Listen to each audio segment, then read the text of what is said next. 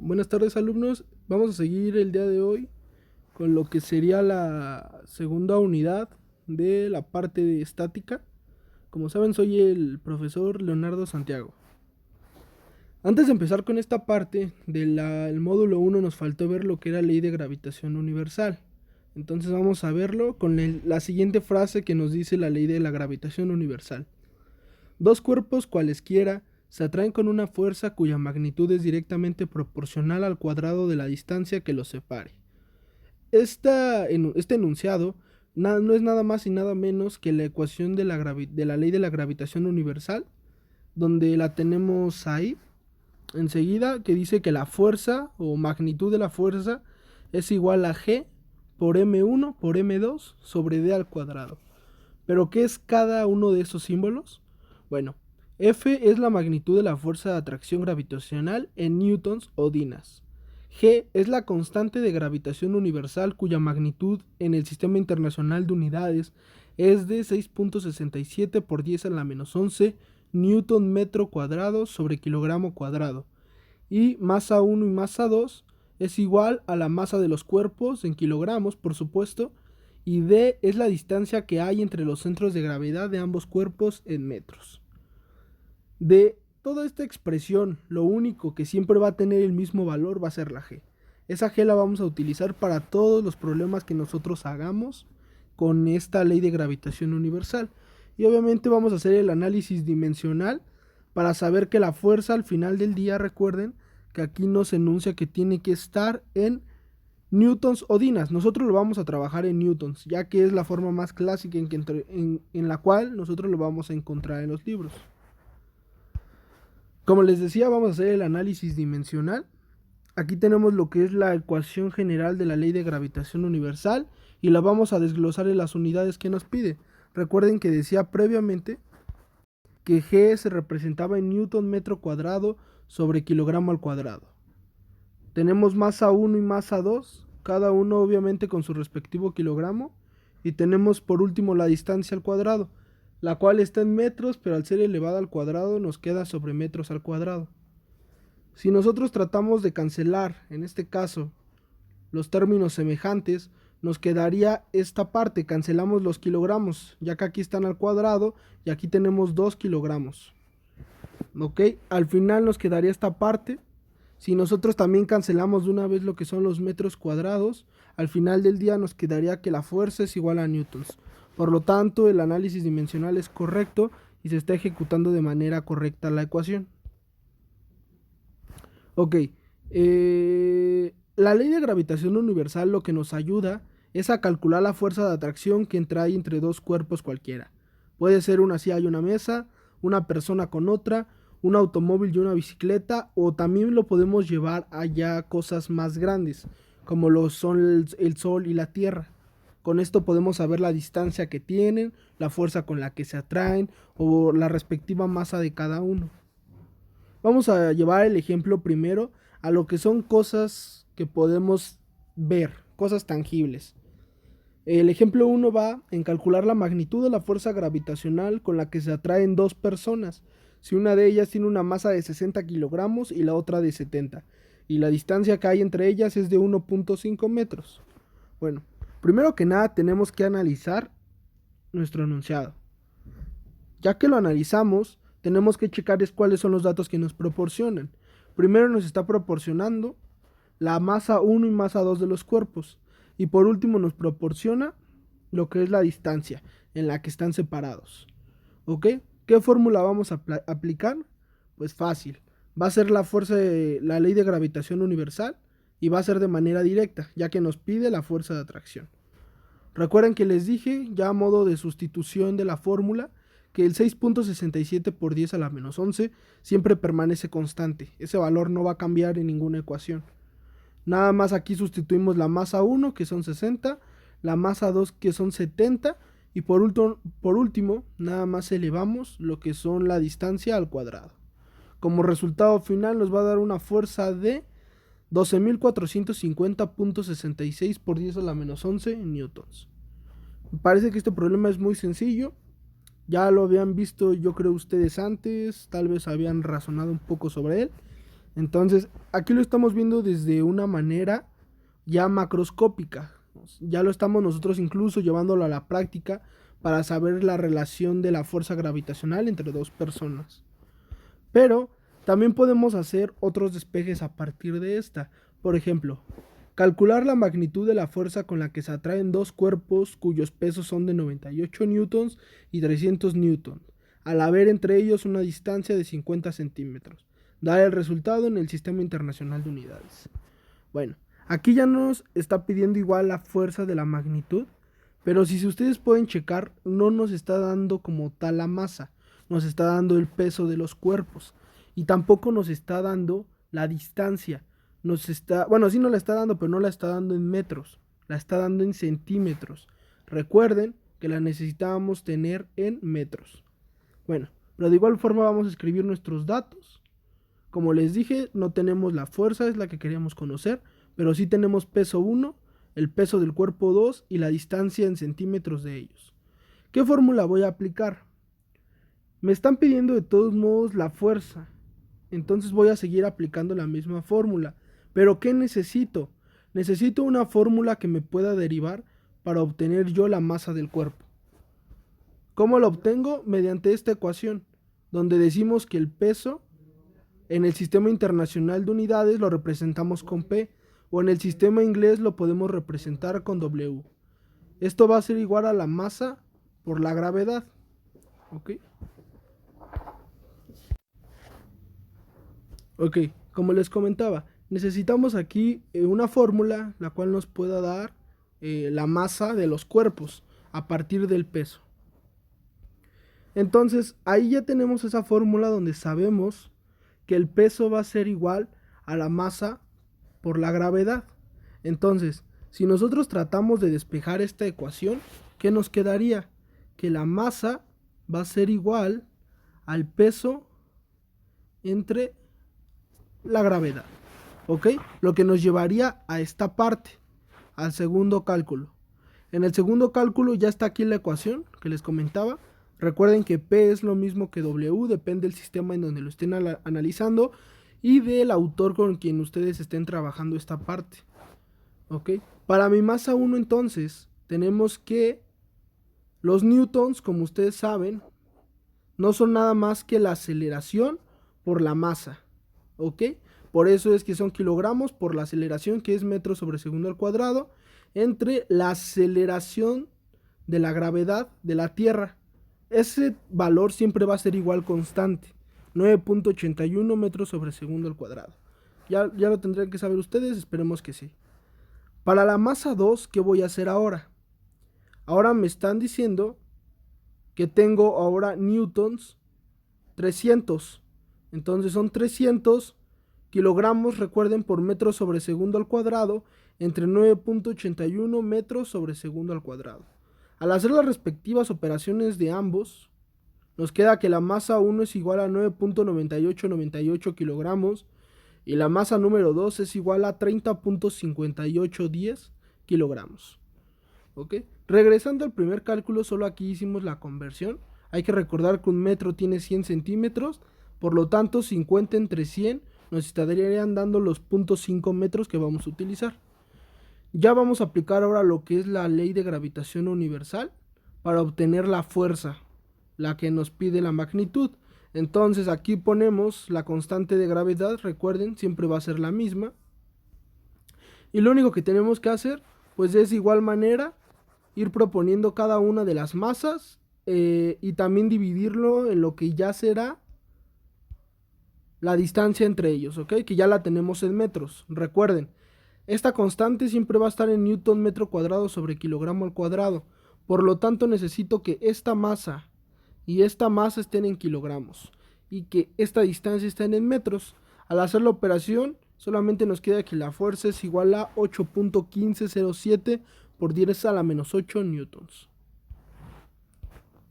Bueno, como en esta parte ya terminaríamos lo que es la parte de fuerza de gravitación universal. No me enfoqué tanto en esto porque estos ya lo vieron ustedes en sus cursos previos. Sin embargo, es importante enfatizar cosas como esta fórmula, la de peso es igual a masa por gravedad, y en especial la parte de el análisis de las fuerzas, porque más adelante lo vamos a utilizar ya uniéndolo con vectores, que ya es un poco más complejo. Ahorita vamos a pasar ya a lo que es como tal lo que nos importa, la estática. El objetivo de esto es que comprendan los aspectos básicos del equilibrio estático, ¿ok? Entonces vamos a empezar con estos conceptos. Primero, representación vectorial de una fuerza. Yo les había comentado que vamos a trabajar con magnitudes tanto escalares como vectoriales. Las escalares son aquellas que solamente tienen una magnitud, como lo pueden ser la distancia, el tiempo, el peso, la masa, ¿ok? Aquí ya lo vamos a llevar a lo que son vectores para una fuerza. Recuerden, los vectores se caracterizan por tener sentido, dirección y magnitud. Pero vamos a nosotros a describir, claro, los modelos matemáticos. Aquí podemos analizar este vector y podemos saber que tiene 4 diferentes formas de verlo. El módulo magnitud, que es el valor numérico y absoluto del mismo. Esto es la fuerza, por ejemplo, si nosotros lo llevamos a los problemas anteriores, podemos saber, por ejemplo, que esta sería la magnitud de la fuerza. Entonces, esto ya es una parte, pero ¿por qué este no es un vector?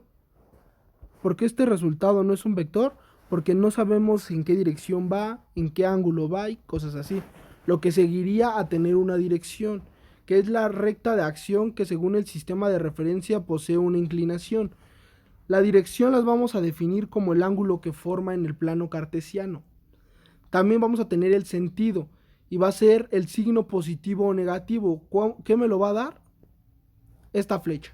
Esta flecha es la que me va a hacer saber si nuestro vector va a ser positivo o negativo. Y por último, pero no menos importante, está el origen. A partir de donde se está creando mi vector. La composición y la descomposición de la representación vectorial de una fuerza la vamos a ver de la siguiente manera. Vamos a analizar primero la descomposición.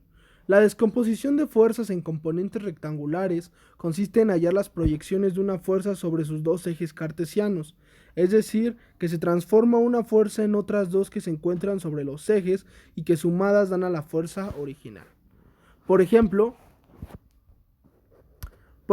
una fuerza de 50 newtons con un ángulo de 30 grados la podemos representar de la siguiente manera. ¿Ok? Ahí ya estaríamos hablando de un vector, de un vector fuerza. Pero también podemos hacer es proyectar cada fuerza sobre los ejes X. Recordemos que esta tenía un ángulo alfa de 30 grados. ¿Ok? Pero también podemos proyectar sus vectores aquí en Fx y en Fy. ¿Esto para qué me sirve a mí? Ok. A partir de aquí yo puedo hacer el sistema a partir de lo que es un rectángulo, o si lo quieren ver, de un triángulo rectángulo, que fue lo que veníamos viendo la clase pasada. Entonces, esto me dice que debido a que entre las fuerzas y los ejes se forman triángulos rectángulos, descomponer una fuerza consiste en hallar dos catetos a partir del valor de la hipotenusa y de algún ángulo. Por lo tanto, para llevar a cabo la descomposición se aplican relaciones trigonométricas. Recuerden que todos los curvos obviamente están ligados. Entonces aquí vamos a aplicar también Pitágoras. No olvidemos que ese ángulo es alfa, ¿sí? Entonces, si yo quiero ver las componentes de alfa desde el lado de coseno, hay que recordar, de seno, perdón, que seno de alfa no es nada más que el cateto opuesto, que en este caso sería Fy, entre la hipotenusa, que es mi fuerza, es F. Entonces, si yo quiero despejar, me quedaría nada más y nada menos que esto.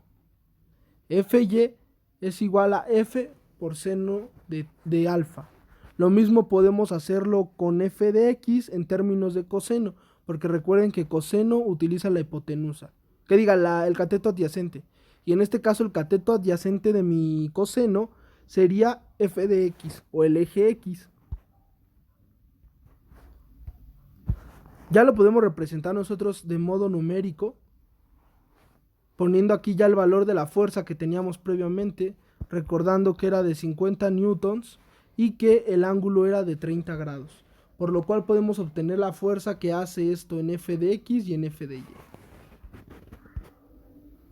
Ahora vamos a ver la composición de fuerzas. Esto nos sirve para hallar la resultante total y hay que realizar el procedimiento inverso a la descomposición. ¿Ok? Ya habíamos visto esto de FR en el principio de Stevin. Ustedes ahí fue cuando lo comprobaron. Y no es nada menos que esto. La hipotenusa a partir del teorema de Pitágoras. ¿Por qué? Porque puede que a veces no me den como tal esta FR, que es la F resultante. Pueden que me den la composición de fuerzas FY y F de X, o puede que nada más me den el ángulo. ¿Qué voy a hacer? Utilizar el teorema de Pitágoras, donde recuerden que al despejarlo me quedaba de esta forma: la raíz cuadrada de F de X al cuadrado más F de Y al cuadrado. Si yo lo quiero ver desde el ángulo, se puede calcular con la tangente. ¿Ok? Yo puedo saber cuánto vale este ángulo a partir de la ecuación trigonométrica tangente. Porque sabemos que tangente es igual al cateto opuesto entre el cateto adyacente. En este caso el cateto opuesto es esta parte, que vendría siendo F de Y. Y el cateto adyacente vendría siendo lo que es mi F de X. Entonces me quedaría de la siguiente manera: arco tangente o tangente a la menos 1 por F de Y entre F de X. Vamos a ver el principio de dos fuerzas y teoremas de transmisibilidad. Vamos a ver el principio de equilibrio de fuerzas. ¿Ok? Entonces vamos a denotar los siguientes puntos. Un cuerpo puede estar en reposo o equilibrio estático o en movimiento con velocidad constante.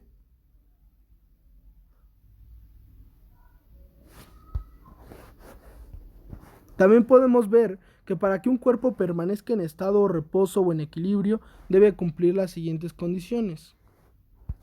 1. Que la resultante de todas las fuerzas que actúan sobre él sea cero. Ya habíamos visto lo que eran la composición de la resultante, que era F de X y F de Y. Aquí lo tenemos en un ejemplo. ¿Ok? Aquí tenemos un sistema de fuerzas, por ejemplo aquí, donde solo interactúan las fuerzas en el eje Y. Por lo tanto, estas son igual a 0. ¿Qué más tenemos? Tenemos donde ya actúan las fuerzas X y Y. Y aquí ya estamos viendo que ambas está en equilibrio. No se está moviendo nada, está en equilibrio estático. Lo cual nos diría que la suma de las componentes sería igual a 0. Y lo mismo si analizamos el gráfico de arriba. Vendría siendo lo mismo. La suma de las componentes es igual a 0. Pero también podemos denotar los siguientes puntos: que un sistema de fuerza que no esté en equilibrio puede ser equilibrado colocando fuerza de igual magnitud y dirección de la fuerza resultante, pero en sentido contrario. Esta fuerza se llama equilibrante. Ahorita lo vamos a ver un poco más gráfico. Y también podemos decir que la fuerza equilibrante es una fuerza que tiene la misma magnitud y dirección que la fuerza resultante, pero de sentido contrario, y en una fuerza capaz de equilibrar a todo un sistema de fuerzas. En este caso, si nosotros analizamos lo que es la fuerza equilibrante en una persona, recuerden que la gravedad es lo que nos mantiene en la Tierra, ¿ok? Y nuestro peso a la vez. De no ser así, estaríamos volando por todos lados. Entonces, nuestro peso, que a la vez está afectado por la gravedad, es esa fuerza de equilibrio. Es lo que está manteniendo que nosotros no despeguemos del piso. Vamos a ver el teorema de transmisibilidad, que son las fuerzas coplanares y no coplanares. Las fuerzas pueden clasificarse en coplanares, si se encuentran en el mismo plano, o sea, en dos ejes, que no es más que el plano cartesiano que hemos estado viendo, que está conformado por dos coordenadas, X y Y. El principio de transmisibilidad del punto de aplicación de las fuerzas dice lo siguiente: el efecto externo de una fuerza no se modifica cuando se traslada en su misma dirección, es decir, sobre su propia línea de acción. Ejemplo: si deseamos mover un cuerpo horizontalmente aplicando una fuerza, el resultado será el mismo si lo empujamos o lo jalamos. ¿Esto qué quiere decir? Si lo llevamos a un método más práctico, que no importa nosotros al fin y al cabo si estamos jalando o aventando, digamos, una caja como esta, porque le estamos aplicando la misma fuerza, no estamos subiendo una pendiente. En caso de que la caja estuviera en una pendiente, por ejemplo, tendríamos que aplicar nosotros una mayor fuerza, y ahí sí tendríamos que ver si depende más jalar o empujar. Pero en este caso, como es lineal el movimiento, no está teniendo una mayor repercusión. Vamos a ver las fuerzas colineales. Un sistema de fuerzas colineales se forma cuando sobre un cuerpo actúan dos o más fuerzas con una misma línea de acción. Por ejemplo, si sobre un carrito aplicamos dos o más fuerzas colineales, la resultante de las mismas dependerá del sentido en que estén actuando. La resultante de las dos fuerzas será igual a la suma algebraica. En este ejemplo del carrito, tenemos una fuerza que está jalando el carrito hacia el lado derecho y tenemos otra fuerza que está jalando el carrito hacia el lado izquierdo. Si nosotros analizamos en una gráfica o en una línea recta, sabemos que hacia la derecha encontramos los positivos y hacia la izquierda los negativos. Por lo tanto, esta fuerza de 20 newtons está teniendo un valor positivo. Caso contrario a la fuerza de 30 newtons, que esa ya está teniendo un valor negativo. Entonces, la resultante o la suma de las fuerzas, recuerden que están lineales. Entonces solamente nos afectaría acá f de x, que sería f1 más f2, nos va a dar el resultado. Menos 30 porque se está desplazando hacia la izquierda, más 20 porque se está desplazando hacia la derecha, nos daría lo que son menos 10 newtons. Como la resultante tiene signo negativo, nos indica que el carrito se moverá hacia la izquierda con una mayor fuerza neta o resultante, cuyo valor es de 10 newtons. Los 10 newtons nos van a servir, o en general los newtons, para saber la fuerza que se está aplicando en el sistema. Sin embargo, el signo no quiere decir que estemos perdiendo fuerza, sino que estamos desplazando de izquierda o a derecha lo que sería en este caso el carrito. Tenemos también los sistemas de fuerzas concurrentes o angulares, que las fuerzas concurrentes son aquellas cuyas direcciones o líneas de acción pasan por un mismo punto. También se les suele llamar angulares porque forman un ángulo entre ellas. Los ejemplos creo que aquí ya están muy descritos, no quedaría decir otra cosa. Ya los estábamos viendo hace un momento con lo que fueron los sistemas de fuerza. Entonces esta ya es una forma más gráfica para saber cómo se suman dos fuerzas concurrentes. El sistema de fuerzas paralelos son aquellas fuerzas cuyas direcciones son paralelas, pudiendo aplicarse en el mismo sentido o en sentido contrario. Si van en el mismo sentido, la resultante será la suma de ambas. Si van en sentido contrario, será la resta de ellas. Aquí lo podemos ver en esta gráfica. Tenemos dos fuerzas a una distancia 1 y distancia 2 a partir de un centro. ¿Ok? Entonces, ¿qué nos está diciendo? Que la suma de estas nos va a arrojar una resultante. Se van a sumar si están en el mismo sentido. Aquí podemos notar que ambas están hacia abajo. Si estuviera una inversa de la otra, por ejemplo, que esta estuviera subiendo y esta estuviera bajando, esto ya que generaría en nosotros una resta. Y ya tendríamos que ver ahí si el sistema está en equilibrio o está en movimiento o qué está pasando. Vamos a ver ahora un diagrama de cuerpo libre. El diagrama de cuerpo libre de un cuerpo es una figura donde se muestra únicamente el cuerpo en cuestión, aislado conceptualmente de los demás cuerpos a su alrededor, junto con todas y cada una de las fuerzas que actúan sobre él. Los diagramas de cuerpo libre, como la definición lo dice, nos sirven para saber cómo interaccionan las fuerzas, esto con el propósito de saber si se encuentran estáticas, si se encuentran en movimiento o qué es lo que está pasando ahí. En este caso tenemos este diagrama donde ya están interaccionando cosas como una polea, cuerdas, bloques, resortes. ¿Ok? Entonces, ¿cómo lo vamos a analizar?